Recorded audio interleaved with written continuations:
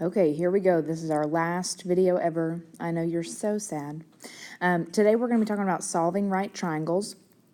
And to solve, which we haven't talked about before, means to find all the missing sides and angles. Except what I want us to focus on today, a little more specifically, is really just finding the sides. You'll learn more about the angles next year, but if we can focus on the sides, then I think all this will come together when you all get into geometry next year for most of you. So some things that we've learned so far this week about sides.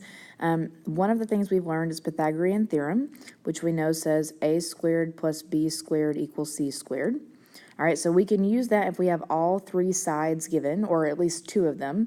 Notice that the triangle I have right here, this example that I have here on the right-hand side, the problem with it is it only has one side. So I can do, I could do this as a squared, but I'm missing b and c, which means I can't do Pythagorean theorem just yet. We have also learned some trig rules, and remember, trig helps us go between sides and angles to use both pieces of information to find out some things. So for trig rules, we have sine, cosine, and tangent. And remember, we have a phrase that is Oscar had a heap of apples, and that just remembers how all of those things are related. So what I want to talk about today is if they give us a triangle like what we've been given to the right, which is a little bit different than trig. Remember, in trig, we usually have a letter somewhere, so we know which side we're solving for. So what's different today is they actually want us to find maybe both of these sides that are missing. And so we're going to talk about how to do that, and there are a few different options. Okay, so I'm just going to do one example. On this example, because they've given us a mix of sides and angles, so because we have a side and an angle, that means I'm going to have to start with trig. Now, no matter what you do, that's where you're going to have to start. So the question is exactly what function are you going to do?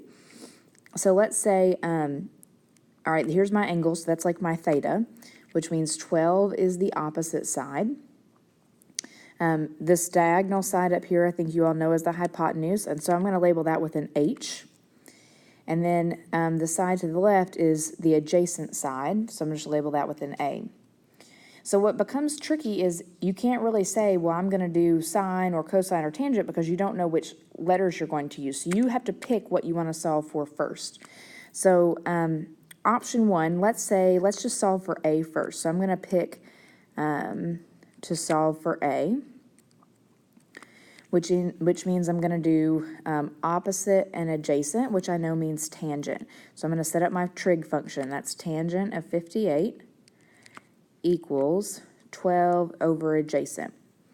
And then remember how we worked that out in class today. So if we work that out, we should get 7.5. So that means A is going to be 7.5. All right, so now if I go ahead and fill that in on my triangle, I no longer am curious about what A is here. I can go ahead and fill that in as 7.5.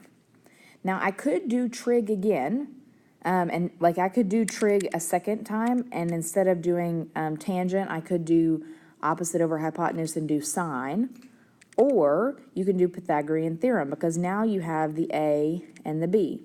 So again, there's lots of different options on what you could do next, but now that we're trying to find a third side, this time I'll do Pythagorean theorem. So I'm going to do 7.5 squared plus 12 squared equals c squared or h squared, whatever you want to call it.